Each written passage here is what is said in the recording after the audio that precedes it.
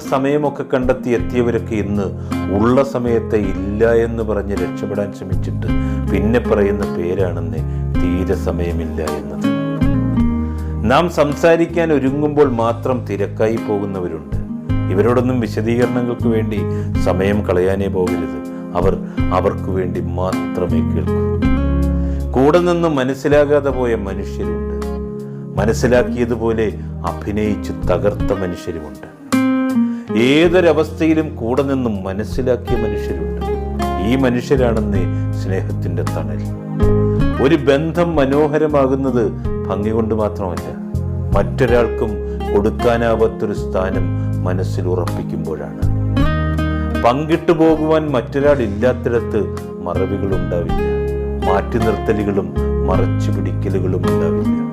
മനോഹരമായ സ്നേഹം അതുമാത്രമാണ് അവിടെ ഉണ്ടാകുന്നത്.